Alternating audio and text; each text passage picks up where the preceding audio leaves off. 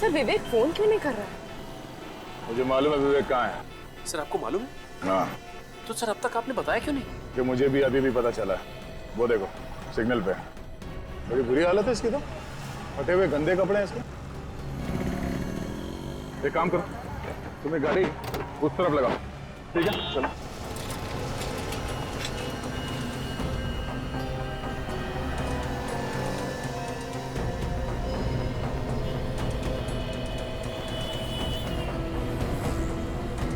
विवेक, विवेक, क्या हो गया? हाँ? विवेक,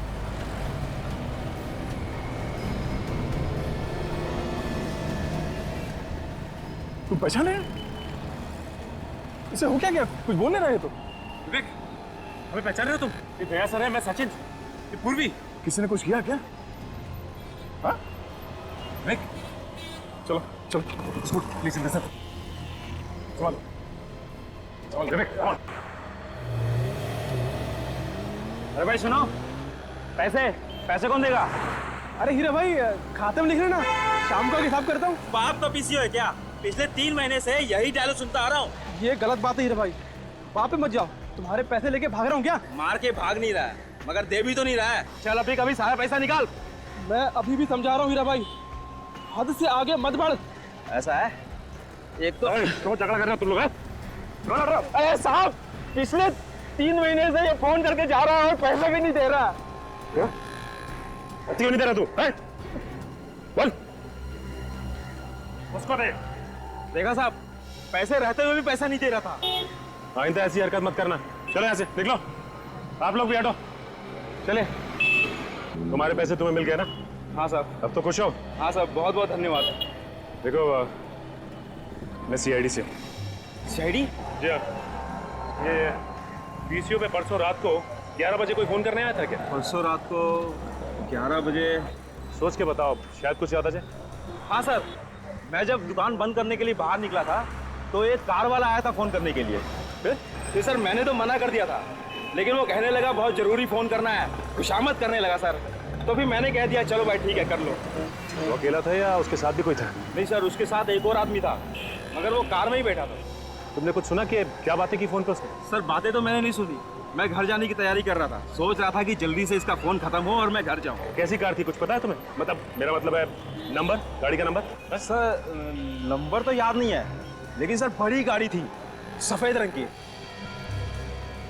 ये जो आदमी पीसीओ पे फोन करने आया था, उसे आसपास कभी देखा है तुमने? सर पहले तो कभी नहीं देखा, 30-35 साल का था। और हाँ सर, वो लंगड़ा कर चल रहा था।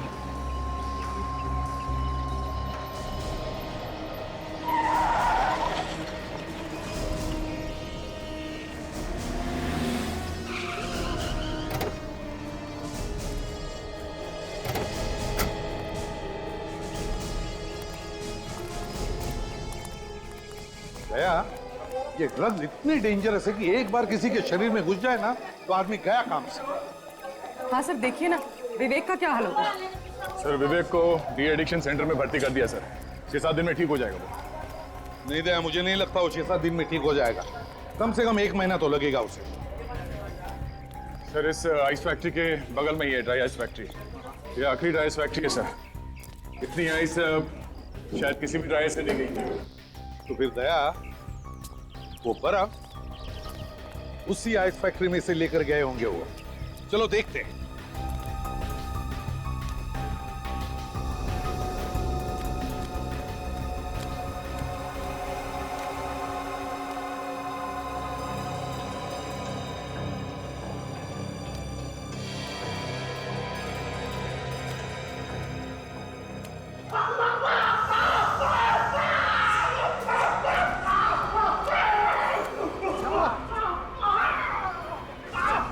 क्या हुआ? 5 साल से तुम यहाँ पे काम कर रहे हो, फिर भी इतनी बड़ी लापरवाही। बिना ग्लोव्स पहने तुमने ड्राई आइस को हाथ क्यों लगाया? अरे उसे बाद में डांटो, पहले से हॉस्पिटल ले चलो, नहीं तो दवा लगाओ। दवा है यहाँ पर। सुनो, इसे ऑफिस ले जाना, वहाँ पे फर्स्ट एड बॉक्स है। जाओ जल्दी जाओ। और तुम लोग खड़े खड़े मेरा मुंह क्या देख रहे? जाओ अपना काम चालू करो, जाओ।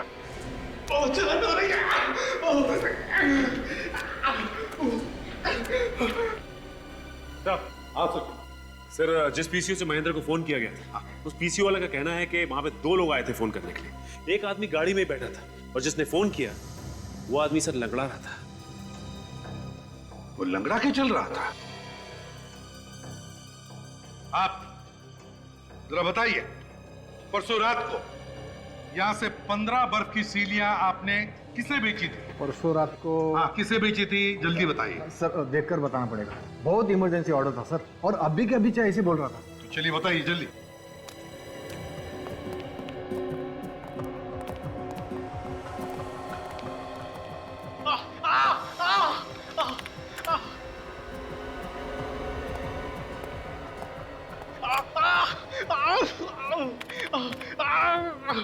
हाँ सर मिल गया। मिल गया? हाँ, क्या नाम है? ये जीत नाम के आदमी ने ऑर्डर दिया। जीत? उसका कोई कांटेक्ट नंबर वगैरह है?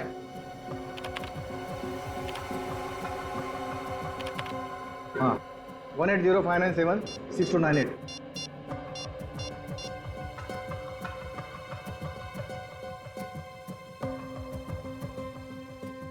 सर नंबर तो गलत है। मुझे तो वैसे ही लग रहा था, कोई भी गुनहगार अपना असली नंबर नहीं देगा। वैसे एक बात बताओ, ये बर्फ की सीलियां कौन लेकर गया था? नंदू ले गया था सर, हमारा टेम्पो ड्राइवर। कहाँ ये ड्राइवर? शायद टेम्पो में सो गया होगा। चलो दिखाओ।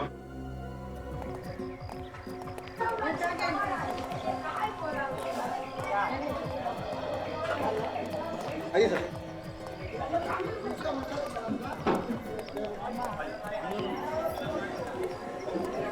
चलिए सर। अरे सुनो, वो नंदू ड्राइवर कहाँ है? साहब वो अपने टेम्पो में सो रहा है। आइए सर।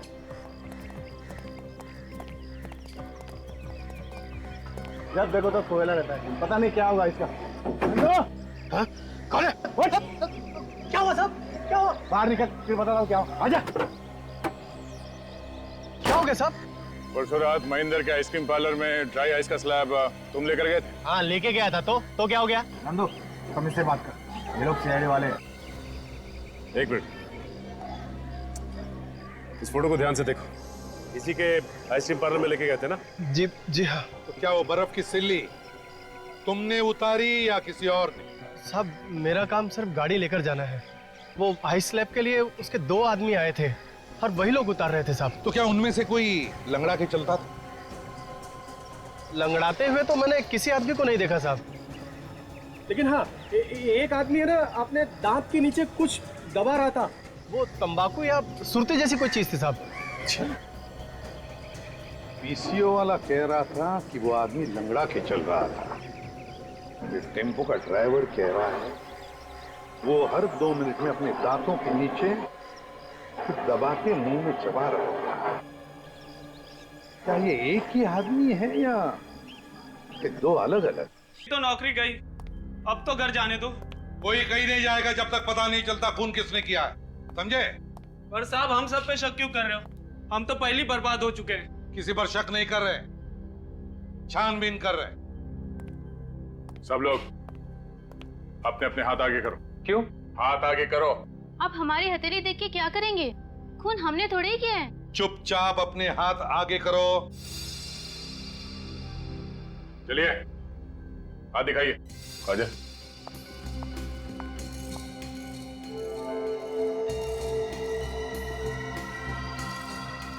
उठो।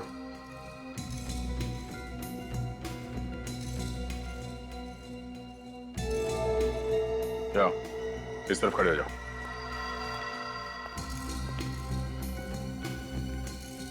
इस तरफ आइए।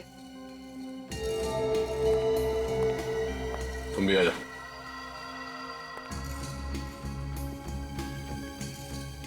चलो यहाँ पे खड़े हो जाओ। मैंने कुछ नहीं किया, मैंने किसी का खून नहीं किया सर। वो पता चल जाएगा, यहाँ पे खड़े हो जाओ। मैंने कुछ नहीं किया सर। चलो।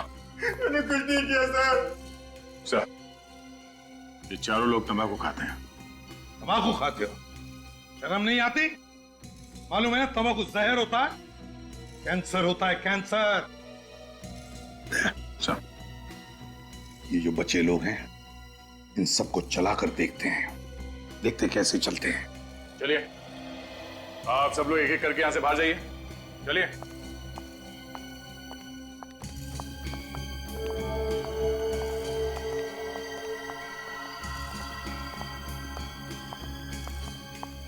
सबके पैर तो ठीक है सर, लंगड़ा के कोई चल नहीं रहा। वही तो।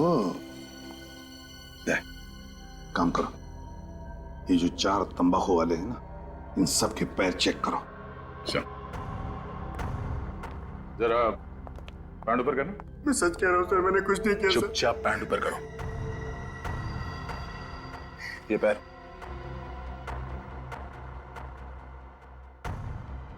पैंट ऊपर करो। दूसरा पैर, पैर दिखाओ ऊपर।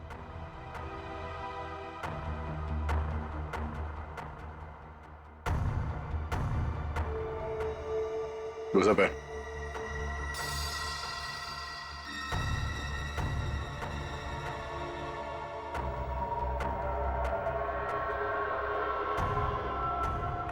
वो आप है। पकड़ो उसे।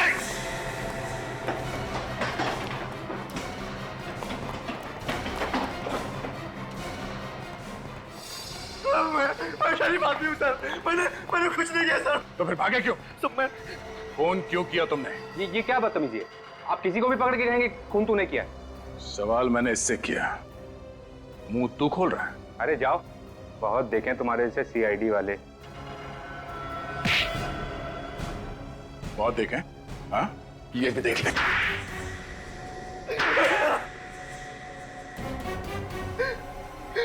और नहीं करूंगा सर, वैसे कभी ड्रग्स को हाथ भी नहीं लगाऊंगा मैं।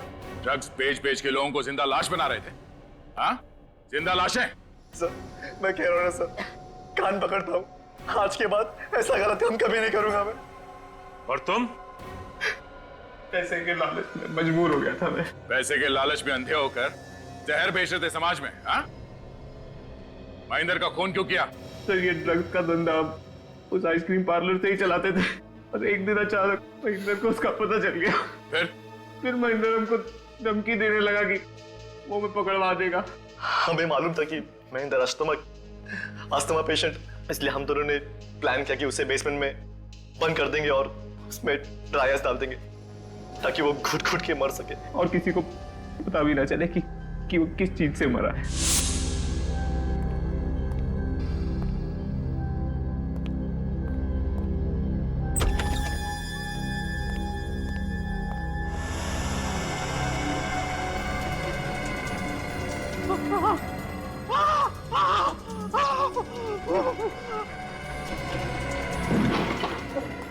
दरवाजा खोलो।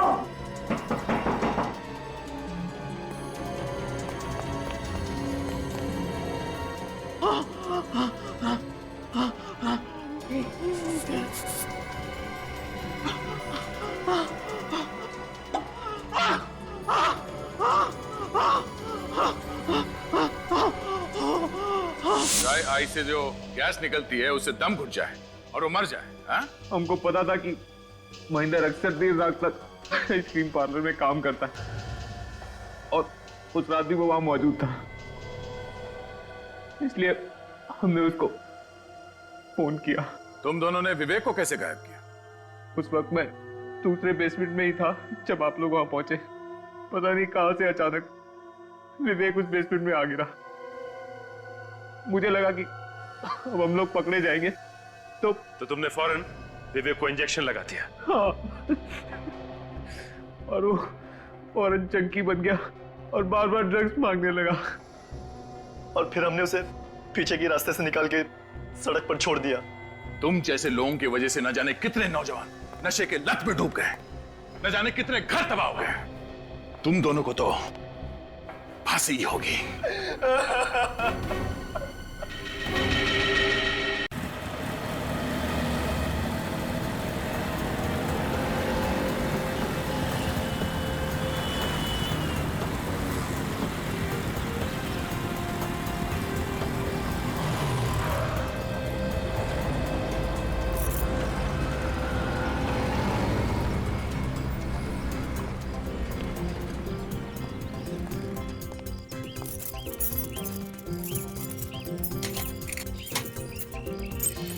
तेज जी की गाड़ी यहाँ पर खड़ी है।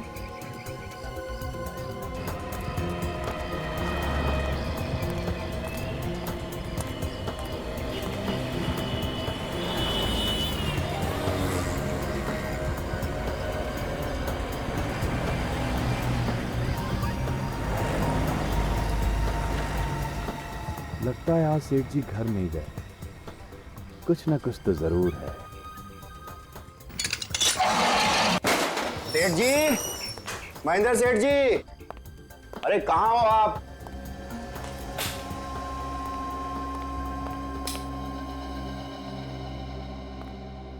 बाहर गाड़ी में भी नहीं है और अंदर भी नहीं है। चलो हम तो अपना काम करते हैं।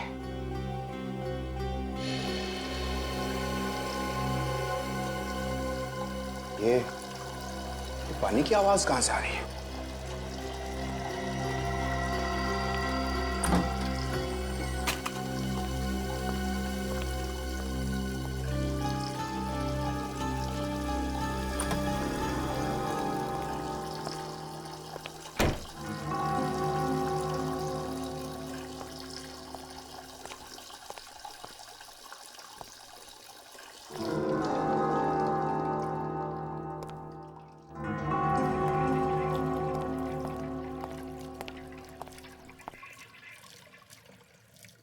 ये पानी की आवाज तो बेसमेंट में से आ रही है।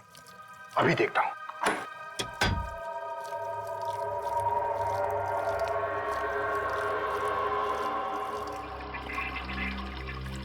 ये देखो, किसी ने बाथ बेसिन का नली खुला छोड़ रखा है। मैं भी तो सोचूं कि पानी की आवाज आ कहां से रही है। अरे ओ पानी, बाप रे।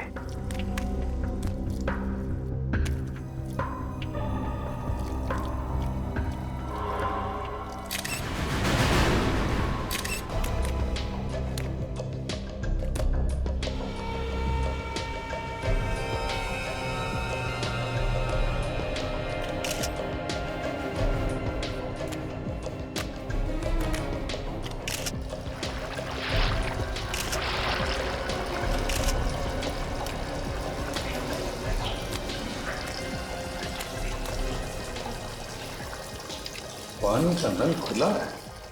ऐसा लगता है वॉश बेसिन के पाइप में कुछ अटक गया है, इसलिए सारा का सारा पानी बाहर आ गया है।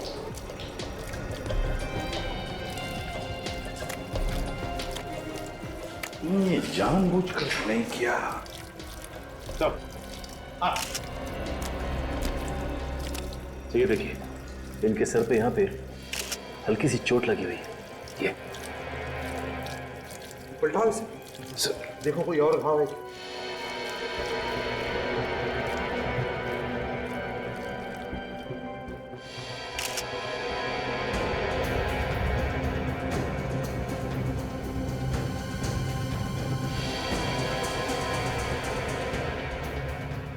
तो ये देखिए, यहाँ पे दोनों तरफ खरोंच के निशान। मतलब से हाथापाई हुई है इसकी किसी के साथ में। हाँ, लेकिन किसके साथ? क्यों? तुम तो कह रहे थे कि यहाँ पर कोई नहीं था, अकेले थे महेंद्र जी, तो फिर ये निशान कैसे? मुझे नहीं पता सर। झूठ बोल रहा है सर ये। किसी ने किसी के साथ मिलके अपने मालिक का खून किया है। खून? सर ऐसा इल्जाम मत लगाइए सर। किसके साथ मिलकर खून किया है? किसके साथ मिलकर? मैंने खून नहीं किया सर। देखो झूठ बोलना बंद करो। तुम्हारे किसी साथी के साथ इनकी हाथापाई हुई है और तुमने इनके सर पे पीछे से वार किया और बेहोश कर दिया। और फिर तुमने पानी का नल खुला छोड़ दिया, ये सोचकर कि पानी महेंद्र जी के मुंह में से उनके फेफड़ों में जाएगा और उनकी मौत हो जाएगी। नहीं सर, ऐसा झूठा इल्जाम मत लगाइए सर। चाहे तो आप मुझे फांसी पर चढ़ा दीजिए सर। हाँ, फांसी पर तो चढ़ाएंगे ही अगर तुमने ये खून किया है, समझे? ये देखिए सर, इसने अपने दोनों हाथों से गर्दन को ऐसे क्यों पकड़ रखा है? जरा खोलो इसके हाथ, देखो कोई घाव है क्या गले पर?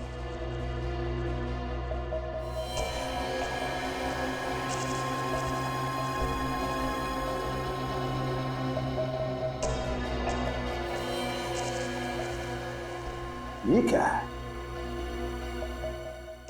हाथ जले हुए हैं?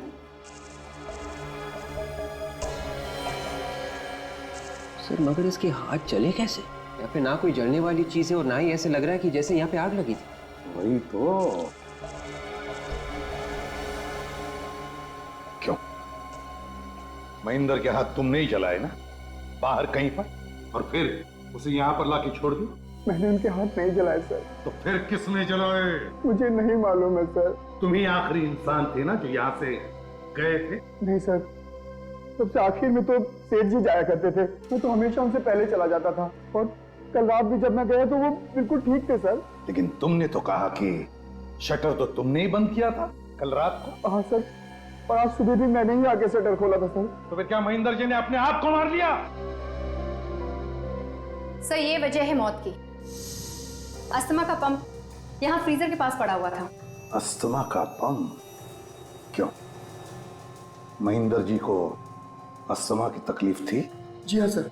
सर हो सकता है जब महेंद्र को अस्थमा का अटैक आया और जैसे वो जमीन पर गिर रहा था उसका सिर किसी चीज से टकरा गया और उसके सिर पर चोट आ गई।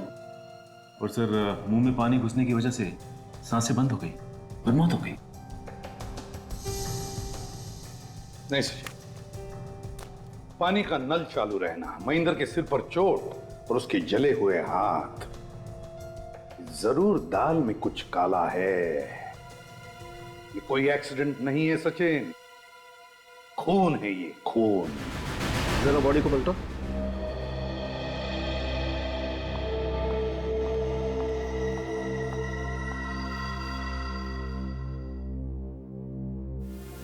अभिजीत, बस मुझे नहीं लगता है इसको किसी ने मारा है।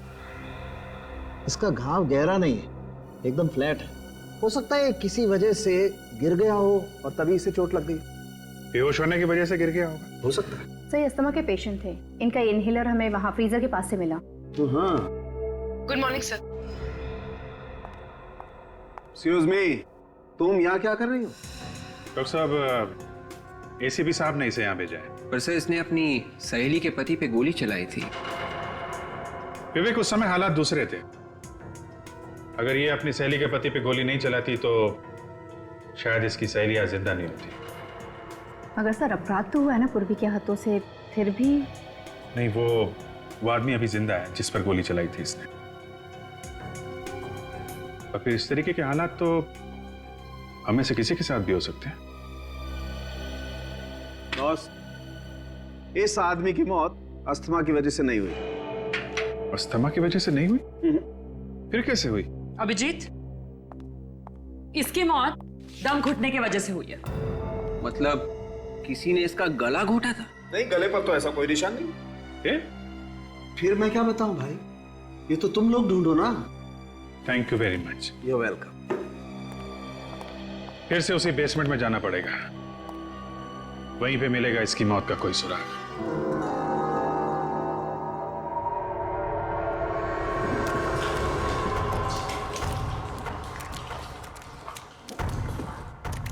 सर, ये सालून के साहब भी ना कभी कभी जो दिल में आए वो बोल देते हैं। इतने बड़े कमरे में कोई दम घुट के कैसे मर सकता है सर? फ्रेडी, सीधी बात, चारों तरफ से कमरा बंद है, हवा की कोई भी गुंजाइश नहीं है इस कमरे में, तो क्या होगा? कमरे में कार्बन डाइऑक्साइड बढ़ेगा ही ना, आदमी घुटकर मरेगा। सर मरने वाला अस्थमा का मरीज था, तो जैसे ही उसका दम घुटने लगा उसे यहाँ से ऊपर भाग जाना चाहिए था। हाँ विवेक, ऊपर तो भाग जाना चाहिए था, लेकिन या तो वो ऊपर भाग नहीं सका या फिर भागने से पहले ही। क्यों गिरीश, जब तुम पार्लर से गए तब महेंद्र कहाँ था? वो पार्लर में ऊपर ही काम कर रहे थे सर। सच बोल रहे हो? जी सच बोल रहा हूँ। पार्लर में ही था? जी। महेंद्र पार्लर में ही बैठा था ऊपर, तो फिर वो नीचे बेसमेंट में क्यों आया? किस लिए आया? सर शायद खूनी ने उसे ऊपर ही मार के यहां लाके डाला हो। नहीं विवेक, अब तक ये पता नहीं चला है कि महेंद्र को किसी ने मारा है या फिर वो खुद मरा है। गिरीश जी बताओ, तुम्हारे अलावा और कौन कौन जानता था महेंद्र यहाँ देर तक बैठता है? जी, यहाँ काम करने वाला हर आदमी जानता है सर कि वो देर तक रुकते थे। हर आदमी? जी। कहाँ है वो सब लोग? वो बस पहुंचने ही वाले हैं, मैंने उन्हें बाहर इकट्ठा होने के लिए बोल दिया। गिरीश कह रहा है कि उसने पार्लर का दरवाजा बंद कर दिया था। कॉरिडोर का शटर भी अंदर से बंद था, तो फिर खून खून करके भागा कैसे? गया कैसे वो यहां से? कैसे गया होगा?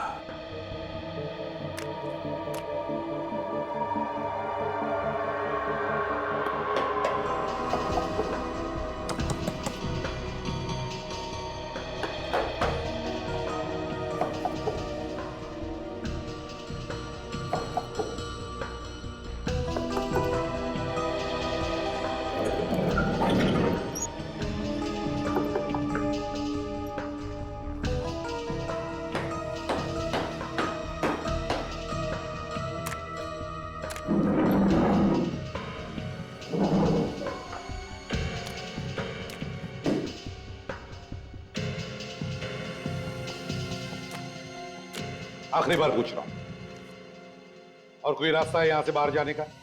नहीं सर, और कोई रास्ता नहीं है। और कोई रास्ता नहीं है।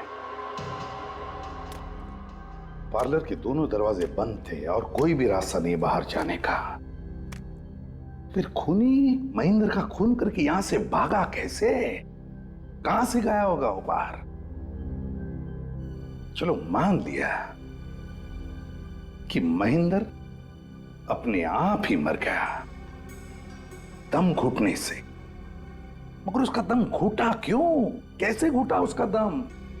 सांस लेने के लिए, अपने आप को बचाने के लिए वो बाहर की तरफ दौड़ा क्यों नहीं? नहीं नहीं नहीं नहीं, कुछ तो गड़बड़ है सर। हाँ, खूनी खिड़की में से भाग गया।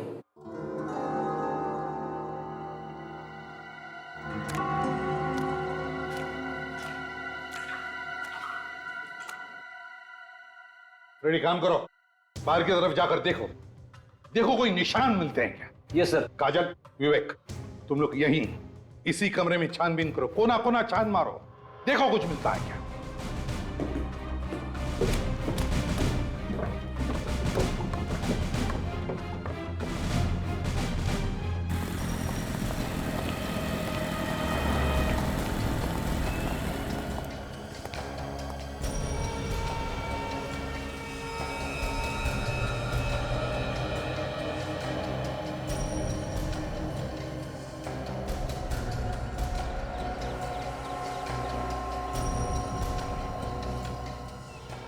सर, खिड़की तो टेप मार के बंद की हुई है, वैसे तो हवा जा ही नहीं सकती। क्यों? ये खिड़की पहले से ही ऐसी थी? खिड़की तो पहले से ही बंद थी, मगर मगर क्या? मगर ये टेप नहीं लगी हुई थी सर। टेप नहीं लगी हुई थी? तो फिर किसने लगाई टेप? हाँ? सर, मुझे नहीं मालूम सर। तुम्हें तो कुछ नहीं मालूम।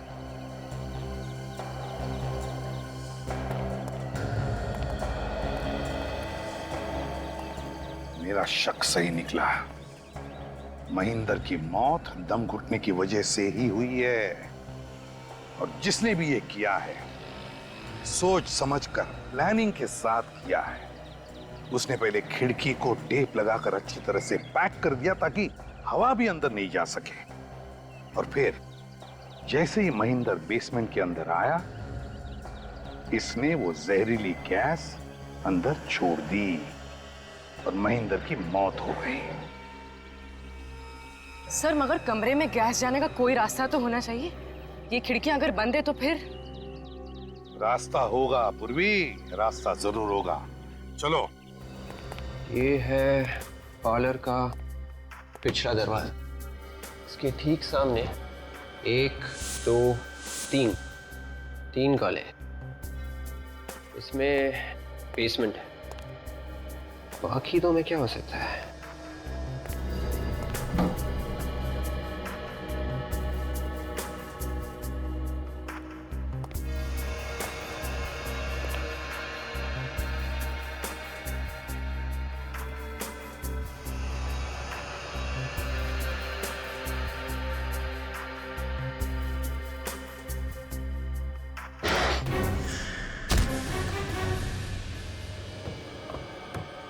देखो जरा, नीचे देखो, फर्श पर अच्छी तरह से देखो, दीवारों में भी देखो।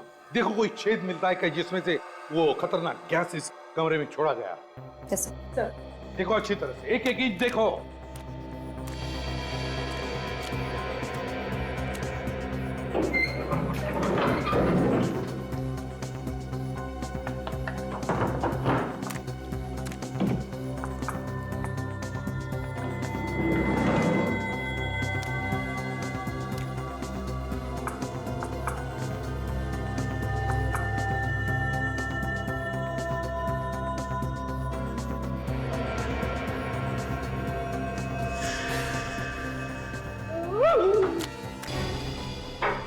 क्या हुआ फ्रेडी? चूहा? हाथी चूहे से डरता है।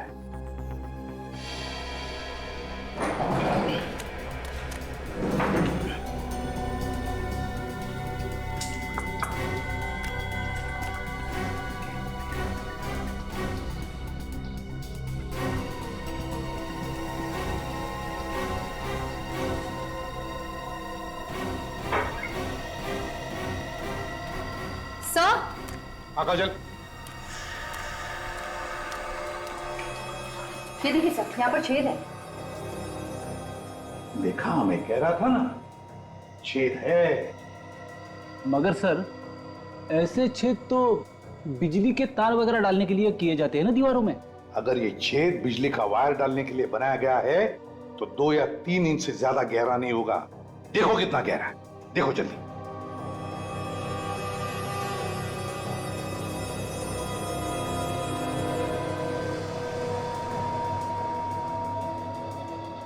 सर, पेन तो पूरा का पूरा दीवार के अंदर चला गया सर। हाँ। और छेद तिरछा है सर, ऊपर की तरफ है। तिरछा ऊपर की तरफ? चलो देखते हैं ये छेद दूसरी तरफ कहां बाहर निकलता है।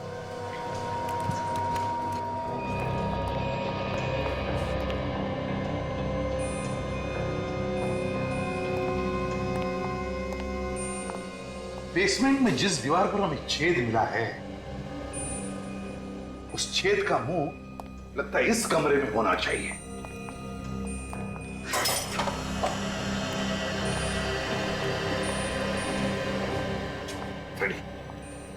सारे बॉक्सेस हटाओ इस दीवार से। छेद इसी दीवार पर होनी चाहिए।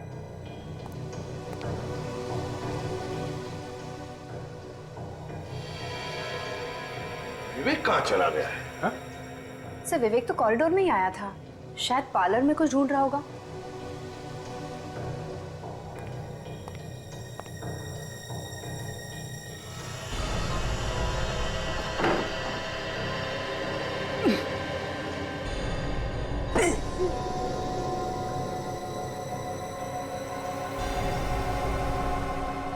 सर। हाँ फ्रेडी, ये देखिए सर, बिल्कुल वैसा ही छेद है जैसे नीचे बेसमेंट में था। हाँ फ्रेडी, ये उसी छेद का मुंह है और इसी छेद में से खूनी ने वो जहरीली गैस बेसमेंट के अंदर छोड़ी है। लेकिन वो यहां से कैसे भाग गया? कहां से भागा वो? कैसे?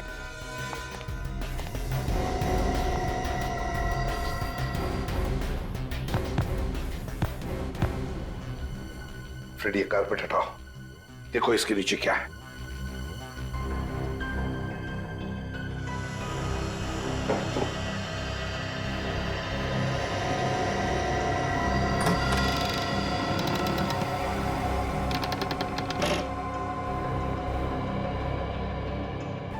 माय गॉड, एक और तय खाना।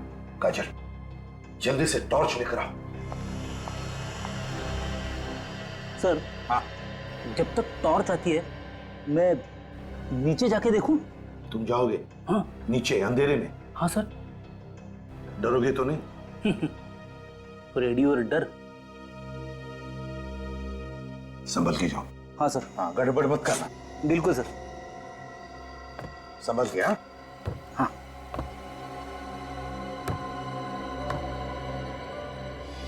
संभाल के। फ्रेडी क्या हुआ?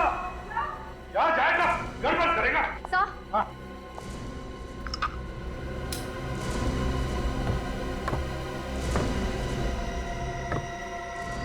रेडी? रेडी? रेडी? है कहाँ ये? रेडी कहाँ हो तुम? रेडी?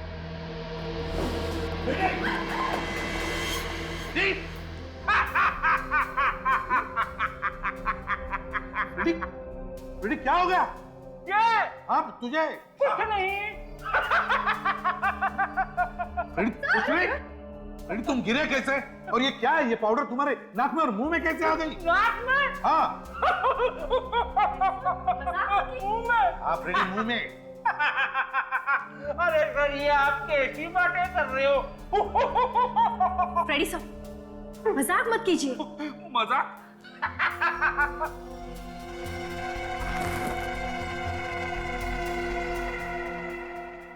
ये तो ड्रग्स है। फ्रेडी मजाक नहीं कर रहा है। ये ड्रग्स फ्रेडी के शरीर में गए। काजल जल्दी से हॉस्पिटल ले जाओ। फ्रेडी जाओ, काजल के साथ हॉस्पिटल जाओ। संभाल के, संभाल के। संभाल के।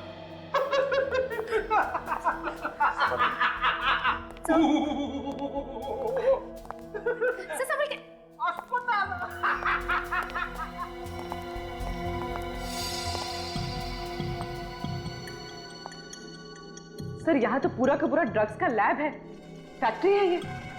हाँ, बड़ा रैकेट दिखता है यहाँ पर।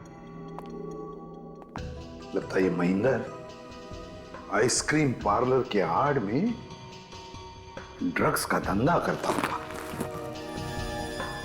अरे रस्सी कुर्सी पर क्यों? किसी को बांध के रखा था क्या? सर कहीं विवेक को तो नहीं बांधा था यहाँ पर? हाँ पूर्वी, हो सकता है विवेक को ही बांध के रखा। काजल कह रही थी कि वो आइसक्रीम पार्लर में गया था कुछ ढूंढने के लिए, कि ढूंढते ढूंढते वो यहाँ पर तो नहीं आया, और फिर शायद उन लोगों ने। सर ब्लड, ये देखिए। बिल्कुल ताजा खून है, कहीं ये विवेक का खून तो नहीं? काम करो, ब्लड को उठाओ और फोरेंसिक लैब भेज दो। तब तक मैं इस आइसक्रीम पार्लर के वर्कर से मिलता हूं। सर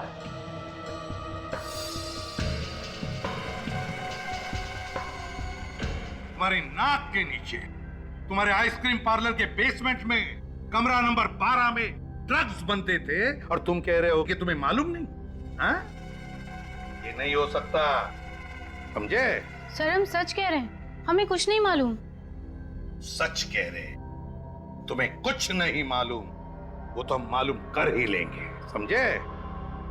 तुम सबके डिटेल्स चाहिए मुझे, सबके डिटेल्स, नाम और पते के साथ, अभी के अभी। डॉक्टर साहब, पता चला इस महेंद्र का खून किस चीज से हुआ है? नहीं, अभी नहीं पता चला। अरे इतना टाइम लगाएंगे तो केस कैसे सॉल्व होगा सर? यार अभिजीत, तुमसे कहा है हमेशा घोड़े पे सवार होकर के मत आया करो यार। तुम देख रहे हो ना मैं काम में लगा हूं। एक मिनट, कम से कम इतना तो पता चल गया होगा कि उस आइसक्रीम पार्लर के बेसमेंट में जो खून मिला था वो किसका है? दुनिया में करोड़ों लोग हैं दोस्त, किसी का भी हो सकता है, मैं कैसे बताऊं किसका है? अरे क्या हो गया, इतना उखड़े हुए क्यों है? अभिजीत देखो, एक बात तो श्योर है कि उस खून का ब्लड ग्रुप है B positive. B positive? B positive blood group तो सर विवेक का भी है। विवेक का? जिसका डर था वही हुआ, मतलब विवेक था वहां पे, फिर गया कहां? कहीं ये ड्रग्स वाला रैकेट उसी ने तो गायब नहीं कर दिया उसे? तुझे मुंह मांगा इनाम दूंगा, सर पे कफन बांध के घुस जा ड्रग्स बेचने वाले गैंग में। बच गया तो जिंदगी भर बैठ के खाएगा, मर गया तो तेरे बच्चे तुझे दुआएं देंगे, सारा पैसा तेरे बच्चों को दे दूंगा। बस एक बार ये पता लगा ले कि विवेक कहां है, ड्रग डीलर्स के चुंगल में है या नहीं। ओके, मैं तेरे फोन का इंतजार करूंगा, समझा? सर विवेक का कहीं कोई पता नहीं लग रहा, वो हॉस्पिटल में भी नहीं है, और यहां तक के सर। यहां तक के क्या? कुछ भी नहीं सर। कुछ नहीं क्या? हाँ? सर मुझे लगा कि कहीं किसी ने उसे मार ना दिया हो, इसलिए मैंने मुर्दा घर से भी पता किया, तो वो वहां पे भी नहीं है। अचानक गायब कहाँ हो गया? हम लोग भी तो थे वहां पे। ये गया तो गया कहाँ? सर महेंद्र के मोबाइल की कॉल डिटेल्स और उसके आइसक्रीम वाले के फोन की कॉल डिटेल्स। ओ, कल रात 11 बजे लैंडलाइन पे किसने कॉल किया था? पूरे 1.5 मिनट तक बात हुई है। तो इसका मतलब है कि आइसक्रीम पार्लर बंद होने के 1 घंटे बाद किसी ने महेंद्र को फोन किया था। और ये काम कोई ऐसा आदमी कर सकता है जिसे मालूम होगा कि महेंद्र अभी भी वहीं पे है, आइसक्रीम पार्लर में। सर ऐसा भी तो हो सकता है कि जिसने फोन किया हो उसी ने महेंद्र को बेसमेंट में जाने के लिए कहा। हो सकता पूर्वी, मगर उसका दम कैसे घुटा बेसमेंट में? सर यही मैं भी सोच रहा था कि अगर बेसमेंट में उसका दम घुट रहा था तो फिर वो वहां पे रुका क्यों, वहां से बाहर क्यों नहीं भागा? हाँ सचिन, ये बात समझ में नहीं आ रही है। ये बेसमेंट का कुछ चक्कर है। विवेक भी बेसमेंट से गायब हुआ था। ये काम करो, बेसमेंट की एक बार फिर से तलाशी लो, शायद हमसे कोई चीज छूट गई हो। और इस नंबर के बारे में पता करो ये नंबर कहाँ का है।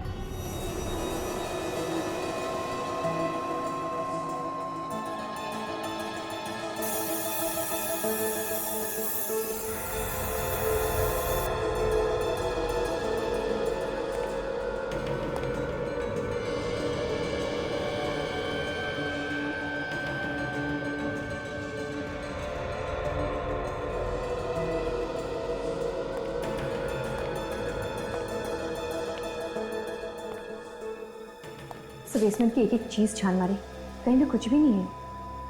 काजल, कभी कभी सुराग आंखों के सामने होते हुए भी दिखाई नहीं पड़ता। इस केस की कोई तो एक चीज है, कोई ऐसी चीज जो अभी भी हमारी आंखों से बची हुई है। सर ऐसी क्या चीज हो सकती है? सचिन खूनी चाहे कितना भी चालाक क्यों न हो, कोई ना कोई गलती तो वो जरूर करता है। कोई ना कोई सबूत तो छोड़ कर ही जाता है। हमें उस सबूत को ढूंढना है। ढूंढो अच्छी तरह से।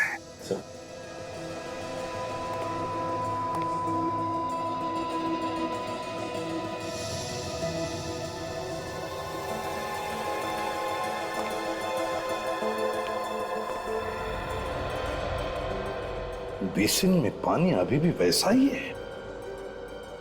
सचिन, सचिन, बेसिन के नीचे का पाइप खोल कर देखो, देखो कुछ अटका है क्या। हाँ,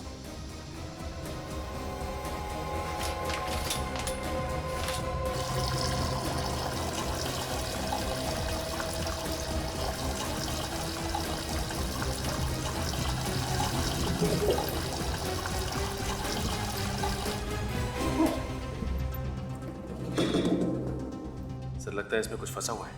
देखो, निकालो।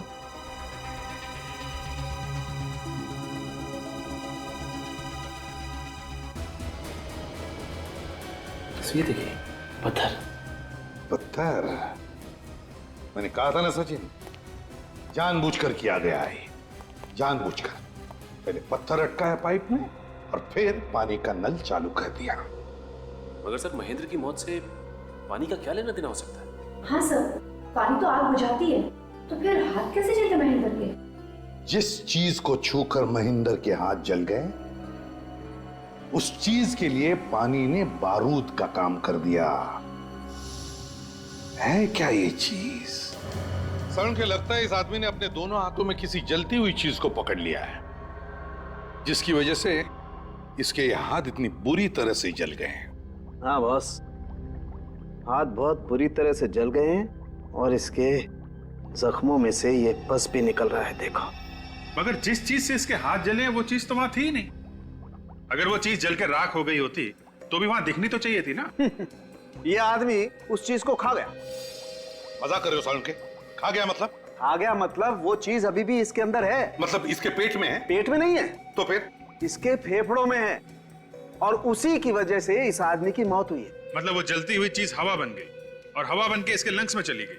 जी हाँ। क्या जी हाँ? अरे बॉस, ये आदमी जलती हुई आग से नहीं मरा है। तो फिर? ये जलती हुई बर्फ से मरा है। जलती हुई बर्फ? बर्फ में आग लग सकती है? बर्फ में तो आग नहीं लग सकती है, लेकिन बर्फ आग लगा सकती है। मतलब फ्रॉस्टबाइट? लड़की होशियार है। और बर्फ आग कैसे लगा सकती है ये इसके दोनों हाथ देख करके पता लगता है। ये देखो बॉस, इस आदमी के ये दोनों हाथ बुरी तरह से जल चुके हैं। बॉस, इसने अपने दोनों हाथों से काफी देर तक ड्राई आइस को पकड़ा, काफी देर तक, क्योंकि इसके हाथ की सिर्फ ऊपर की खाल ही नहीं जली है। ये देखो, इसके हाथ की ये अंदर की खाल भी बुरी तरह से जल गई। लेकिन इतनी देर तक क्यों पकड़ के रखा था बर्फ इसने? बॉस, ये आदमी पहले बेहोश था। हाँ, इसके सिर पर चोट तो है। और जब इस आदमी को होश आया, इसने देखा कमरे में चारों तरफ ड्राई आइस फैली हुई और ऊपर से पानी बह रहा है। और जब ड्राई आइस पानी से मिलती है तो कार्बन डाइऑक्साइड पैदा होती है, और उस कार्बन डाइऑक्साइड की वजह से इस आदमी का दम बुरी तरह से घुटने लगा। ये बेचारा अपनी जान बचाने के लिए किसी तरीके से ड्राई आइस को किनारे करके ऊपर की तरफ भागा, लेकिन ऊपर का दरवाजा बंद था। ये आदमी फिर से नीचे की तरफ आया, लेकिन तब तक कमरे में कार्बन डाइऑक्साइड पूरी तरह से फैल चुकी थी, और उसी कार्बन डाइऑक्साइड की वजह से इसका दम बुरी तरह से घुट गया और ये बेचारा मर गया। बहुत दर्दनाक मौत हुई होगी बेचारे की। सर, ये ड्राई आइस ऐसी चीज है जो हर फैक्ट्रीज में तो बनती नहीं। कुल मिला के 3-4 फैक्ट्रीज होंगी। तो हम लोग जाके पता कर सकते हैं कि परसों रात इस आइसक्रीम पार्लर में किसने ड्राई आइस लाके दी थी। हाँ अभिजीत, पता लगा सकते हैं इस ड्राई आइस फैक्ट्री का।